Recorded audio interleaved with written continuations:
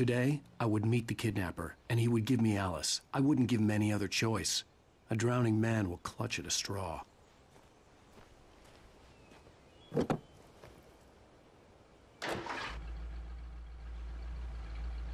Little by little, without realizing it, I'd come to believe that the story in the manuscript was coming true. The current of its narrative had taken me deeper and deeper into dark waters. Alice had been taken from me. Barry was probably in jail. I was a fugitive from the FBI. The whole world taken over by the dark presence was trying to destroy me. It all felt real, but it matched a textbook case of insanity.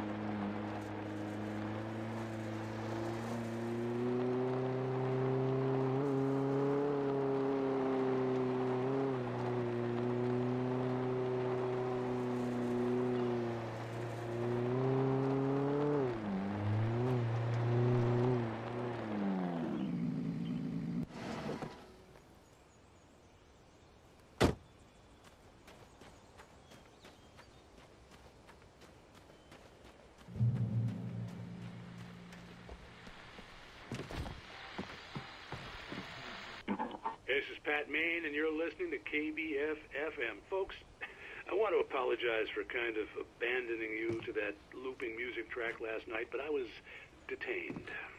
You see, I encountered a big-shot G-man with an itchy trigger finger who could use a lesson in manners and a boot in the ass, not necessarily in that order either.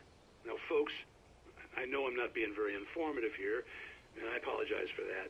I really should just keep quiet, but I'm just so peeved right now, because some people just shouldn't be carrying badges. And I'm just glad that our Sheriff Breaker was there to straighten things out. And if someone I met last night is listening, let me just say, I'm sorry if my mouth got you in trouble. I'm pretty sure you're not the bad guy here. Godspeed, son. I hope you know what you're doing. Now, on a lighter note, I'll be talking to Dr. Nelson all morning. But first, a little music.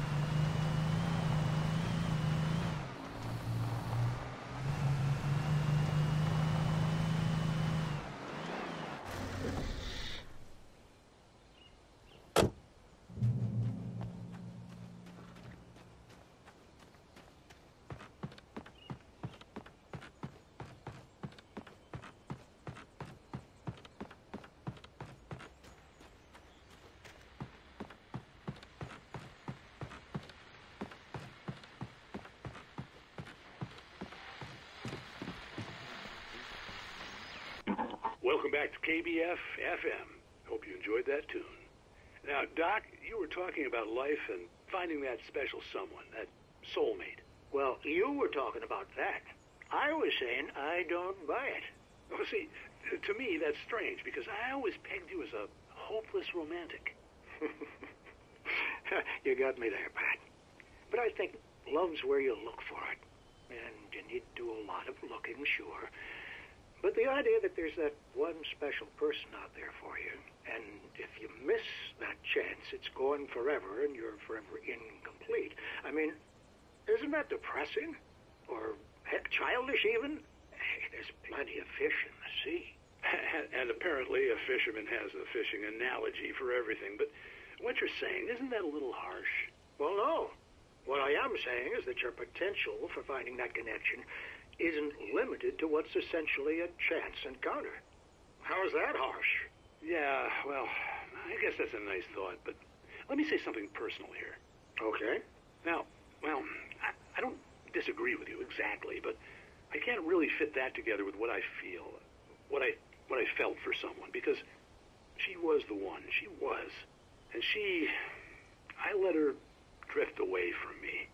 Maybe I didn't put in the work, I don't know, but, well, since then, and it was a long time ago, but since then there hasn't been anyone, not like her. And I'm not saying I dwell on her or haven't moved on. I like my life. I'm not living in the past, but I do miss the way she completed me. You can't argue with the heart, Pat. I'm sorry, folks. I had kind of a scary experience last night, and let's just say it's shaken a few things loose.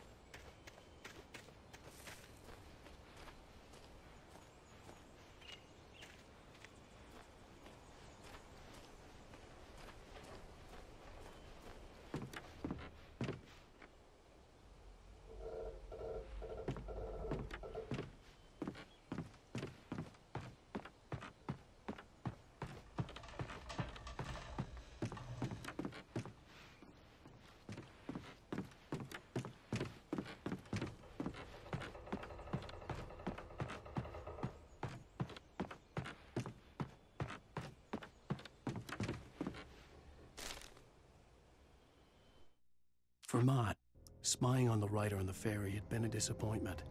His boss had made Wake out to be something special, but Mott hadn't been impressed. He'd gotten a good long look at the wife, though, and he liked what he saw. Mott had fantasized about goading Wake into a fight, but it hadn't happened. Still, he'd get his chance to see if the writer had anything in him. He'd been promised as much.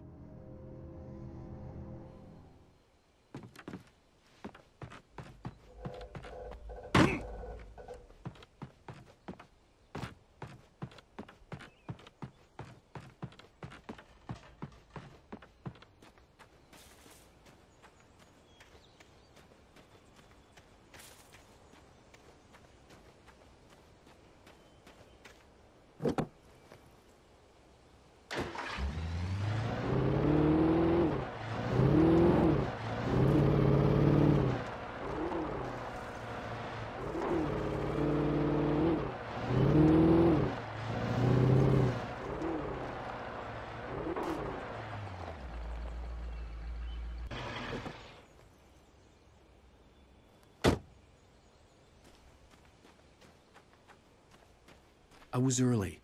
I was supposed to meet the kidnapper at noon in the main building. The coal mine was quiet. It was a museum now,